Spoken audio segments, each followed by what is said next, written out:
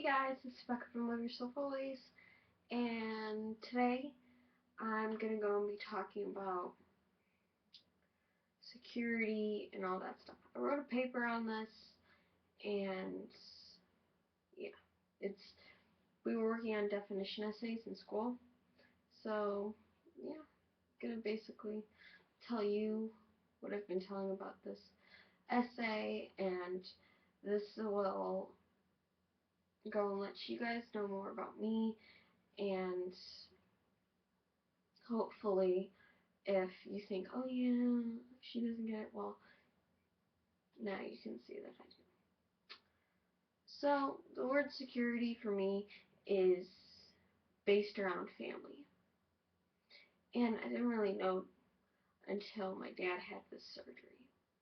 My dad is one of my best friends in the entire world. And I don't know what I would be doing without him. Well, he had his large intestine taken out. And that doesn't seem like too big of a deal, but that's a main organ. And anytime anybody goes under anesthesia and all that stuff, complications can occur. And he has asthma and sleep apnea, which are big deals. Which means he might have a chance of not waking up. Well, I'll start from the beginning. It was a normal day, and I knew that he was going to have to get it. That's not a good thing to hear anyway.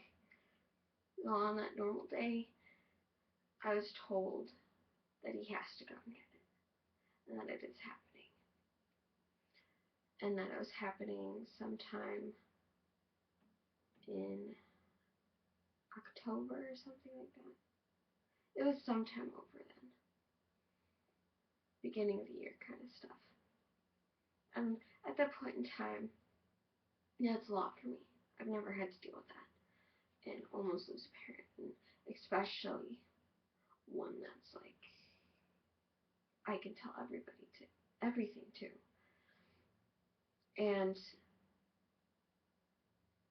when the day actually came, during in between, that first day I wasn't in a relationship when I was told. Me and my boyfriend weren't dating. We stopped. So, we stopped for like 2 weeks and then we got back together. So, it was like nothing. We don't really count it. But I texted him and I was like, you're the one who knows the most about this. And I'm not going to come to you with stuff, but I need to tell somebody. And since you know the most. So, at that point in time, I didn't have my boyfriend who I was in love with and who I'm still in love with, and my dad was going into surgery. Awesome, great.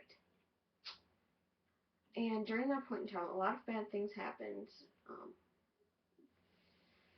Brianna moved, figured that out in that point in time, and like crushed. It was an awful point in time.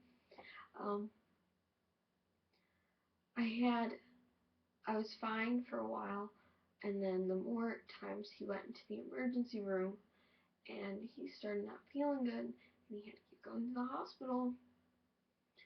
That's when my anxiety was raised and stuff, and I would have mental breakdowns, and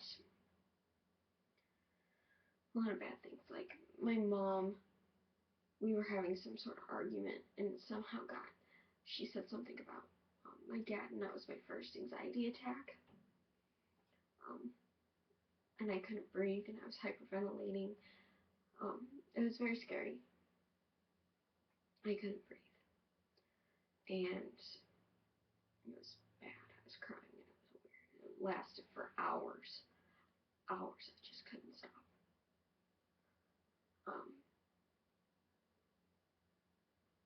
And every single time somebody would ever bring it up, and I would be able to talk about it. I haven't talked about it since.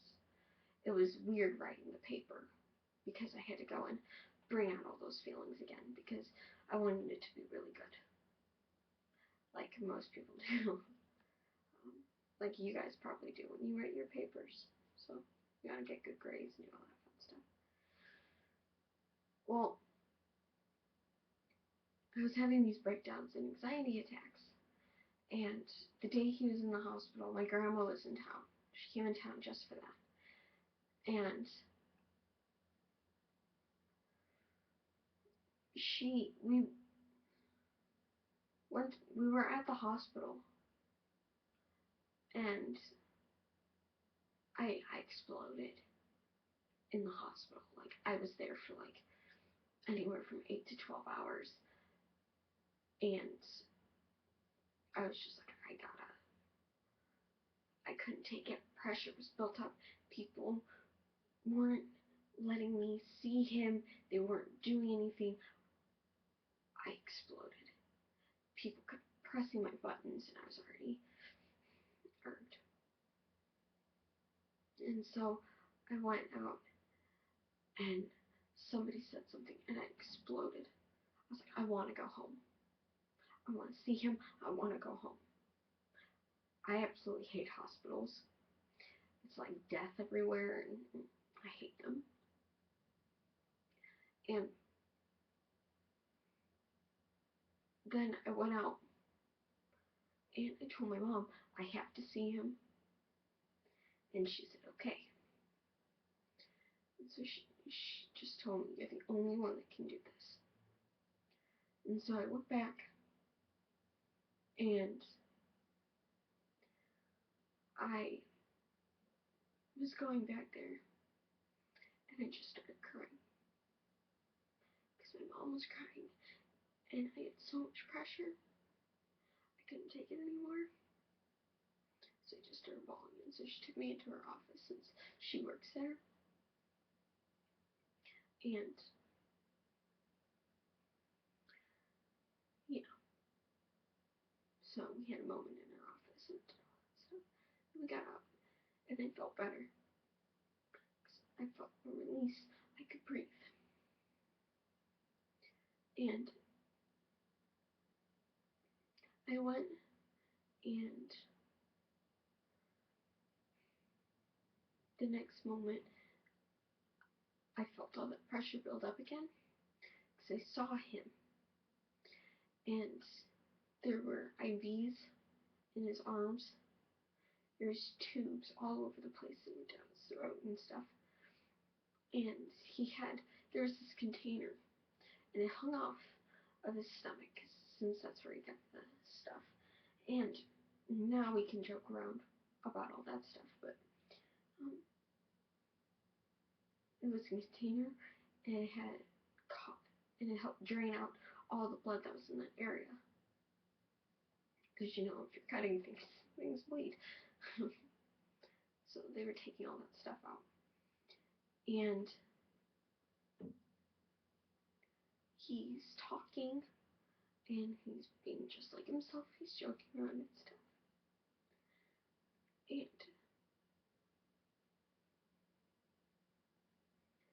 And he was all fine, and then I had to go. I had to drive home. So, and my curfew is 9 o'clock. So, because I have a less restricted license, so that means I can only drive till 9 o'clock, and then I have to be home. I can't drive anymore or get a ride or something like that. And he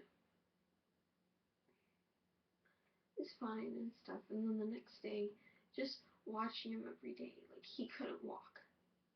It hurt too much for him to walk.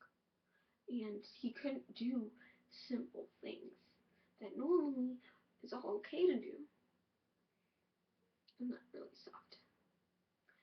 Because at that moment in time, I didn't look at him as the same person. So,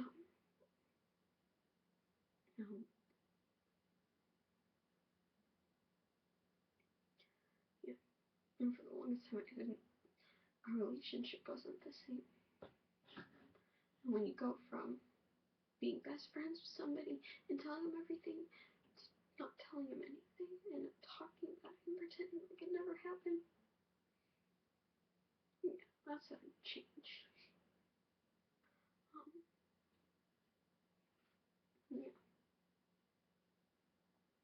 He's all better now. He wears a bag. That's how he goes to the bathroom. Except he can pee like a normal person. But he wears a bag, and we call it Bob. And its initials are BS because it's his stoma that sticks out. And then there's a bag that catches all that stuff. And so it's BS. And literally it's full of it. But yeah, I wanted to go and tell you my story of one of the worst times, probably the worst point in my life so far,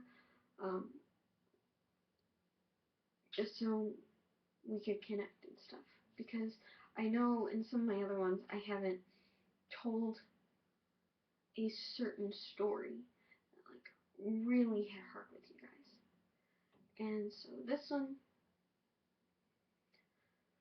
deepest one I got. So yeah. This is a really long video just because I wanted to share with you guys that. So I just want you to know that I'm there for you, and just doing these videos help me. It helps with my security. You guys are my security. I know that I can just go on here and I can talk to you guys and you guys won't judge me because you got issues of your own. I love you guys. I think we're gonna end this video here. Just remember, security is family, and like in my story, most of the time throughout the entire thing, I didn't think he was gonna make it. So having that jeopardizing of losing that kind of a thing is awful, and I don't wish it on anybody, even my worst enemy. So, I love you guys. See you next time.